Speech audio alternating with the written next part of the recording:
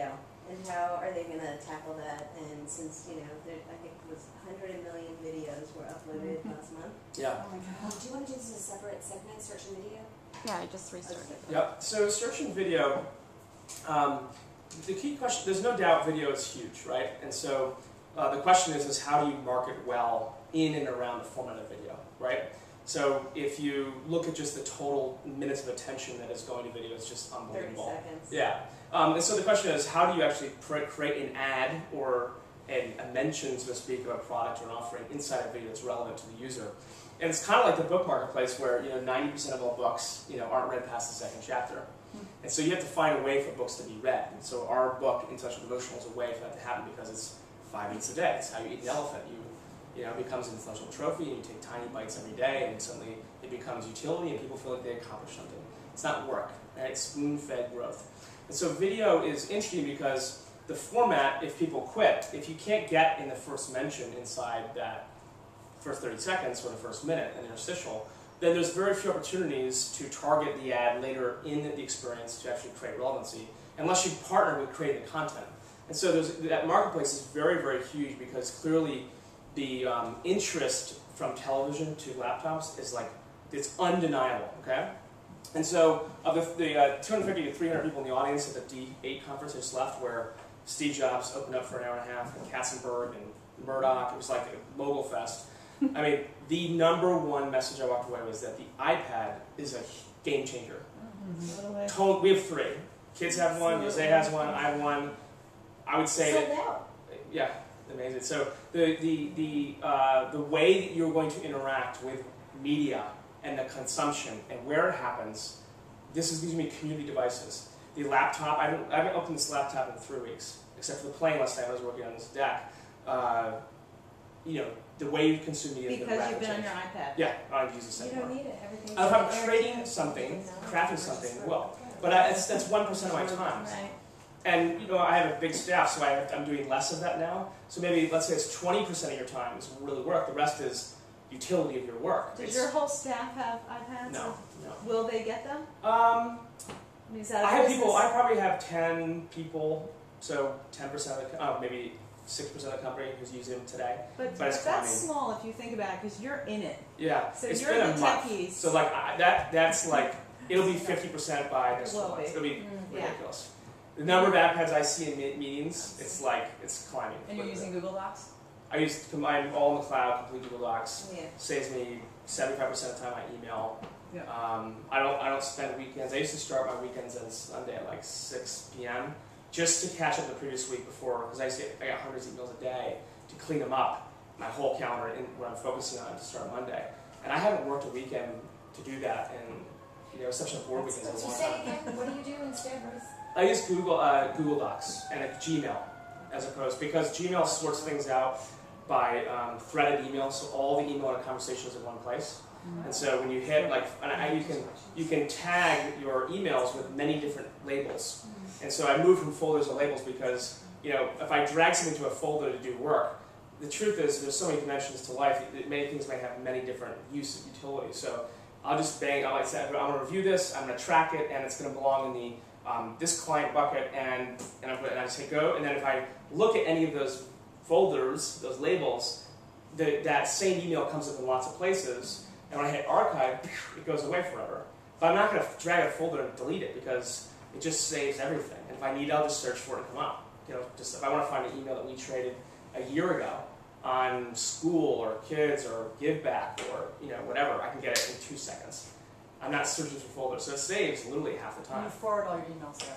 What's that? You forward all your emails there. So for people who are switching to Gmail, I actually moved the whole domain, the whole company. I dragged it. I was about to say, it's your whole company. Yeah, we're all Google Docs. Yeah, all Gmail Google Docs, and the productivity transition was painful, but the happiness is gone. Yeah. So, How painful was the transition? a lot, really painful. But I'm a insane folder user, so I think I have almost 400 labels and folders. So that, if you have 10, it's going to be easy. But if you really you have OCD and like me, and you're crazy, it's painful. It took me a lot. It took me probably 2 full weekends, 30 hours just to get through all this stuff. So I'm not sure I answered your question. about Well, video. there's video, there's So- clickable, shoppable video, which a lot Yeah. of, I listen, there's huge volume there. It hasn't, in my mind, crossed the value of display yet, and I don't care about display. You're playing with pennies. I want to play with dollars. I want to grow businesses. And so the biggest threat to all the banner ads and stuff is that, is targeting. Who's the best targeting in the world for those little billboards? And right now, it looks like Facebook's going to eat its lunch. I mean, I'll tell you that at this conference, I heard from the conversation we had in the lobbies with some of the most important media people in the world, all said the whole marketplace is going to come the next 24 months to a head. Like data, portability, advertising, media, it is going to come into a supernova like in the next 24 months. Big companies merging, assembling, every seat on the table in media is moving because of the iPad, particularly because of the iPad, quite frankly. It's an absolute game changer. So how you market in video and those sort of things is going to change. Broadcast dollars going to be digital. I want to know if content providers will ever get paid for. Yeah. Because you're talking about the marketing program. So I'm friends with the AOL folks at President AOL and the whole team there, and so they have Pash to try to get to hyperlocal. I don't know, actually. I think there's a great article that Clay Shirky wrote about 2 years ago, who's the head of the NYU's School for IT. And he said that there's really no promise that the whole industry will drive off a cliff. And so everyone thinks that, we just discovered in the Gulf that, technology doesn't solve a lot of problems. We all believe that it's going to be, we have technology to fix that. Replace our organs, and we can't even cap a well with a crude cap. So, think about that. So the answer, can we fix the content business with a bunch of smart people? We can't cap a well. I'd say that, I think that the reality for content is that the way it gets monetized may be completely different than anybody thinks about today at all. So, maybe the value is that people create a new ad format that actually uses their reputation to recommend another company. So people will pay me, Walt Mossberg, to say to everyone who reads my stuff, buy this product. And that just becomes kind of accepted because we know Walt needs to get paid. And if it's relevant to Moss, it's probably relevant to me, and we're okay with that social transaction.